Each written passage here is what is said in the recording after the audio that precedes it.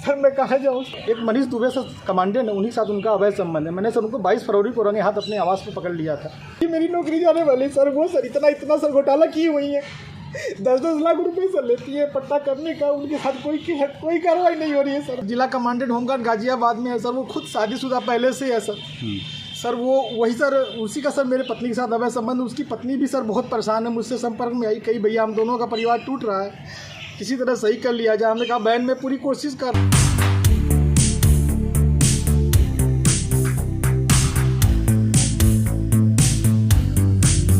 है। आप कह रहे हैं कि जिस लड़की को आपने पढ़ा लिखा करके एसडीएम बनाया वो आपकी जान की प्यासी हो रही है, क्या पूरा मामला? सर इसका सर मेन कारण सर है मनीष दुबे के साथ उनका अवैध संबंध सर, जिसकी जानकारी सर हमें करीब साल भर पहले हुई, लेकिन सर उन्होंने कहा कि दोस्ती है।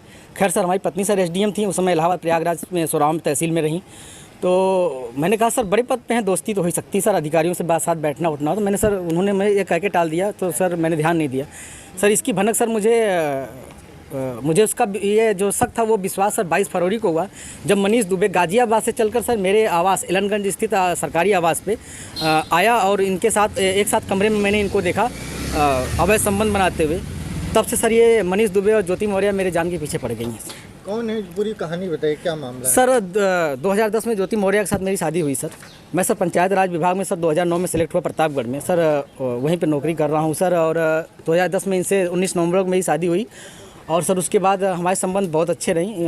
इन्होंने कहा मुझे पढ़ना है सर, मैं इनको पढ़ाने के लिए मैं इलाहाबाद लेके आया और इलाहाबाद में सर द काउंसिल कोचिंग है, वहाँ पे इलाहाबाद की सबसे अच्छी कोचिंग थी। मैंने वहाँ पे किसी तरह सर पिताजी के सहयोग से, भाइयों के सहयोग से और यहाँ तक कि मैंने अपने डीपीआरओ साहब के सहयोग से पैसा उधार लेके इनको कोचिंग कराया और सर ये मेहनत भी की सर और सक्सेस भी हुई। 2015 में ये सर एसडीएम पद पे चयन हुई, 16वीं रैंक इनकी आई।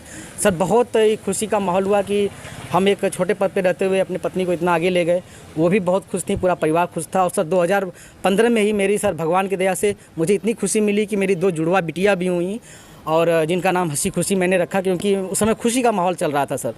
और सर बहुत अच्छा चल रहा था। लेकिन सर 2020 में ये मनीष दुबे जो जिला कमांडेंट होमगार्ड है उसकी एंट्री होती है हम दोनों पति पत्नी के बीच में, और सर घर इतनी तबाही पे पहुंच चुका है कि घर तो टूट ही रहा है, बच्चे तो दूर हो ही रहे हैं, पत्नी दूर हो ही रही है सर। यहाँ तक कि मैं मुकदमा भी मेरे ऊपर हो गया है और मेरी मौत की साजिश भी रची जा रही है।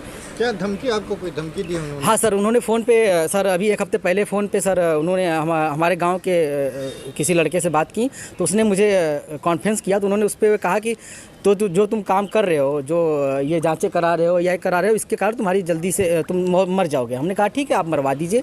तो मैं नहीं मरवा रही हूँ, जो करवा रहे हो इसके कारण मारे जाओगे। हत्या की धमकी दी है? जी सर, हत्या की। और सर उनका भाई सर सचिन मौर्य है सर, वो मेरे घर से सर रखे मेरे काफ़ी जो कुछ पैसे थे, जेवरात थे, वो सर लेके चला गया। मेरे सर उसकी वीडियो बना के भेजा कि मैं लेके जा रहा हूँ, जो करना हो कर लीजिए। और सर मुझे चैटिंग लिख के भेजा है कि आपका व्हाट्सअप सब कुछ गायब कर दूंगा, हैक कर लिया हूँ, जो सेव करना हो सेव कर लीजिए।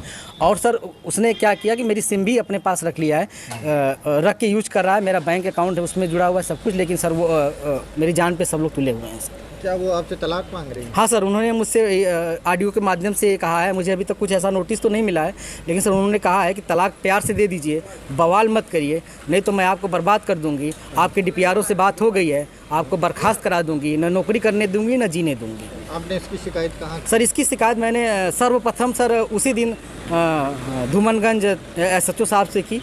उन्होंने मुझे राजरूपुर पुलिस चौकी भेजा, मैं राजरूपुर पुलिस चौकी पे आवेदन दिया, लेकिन सर कोई सुनवाई नहीं हुई।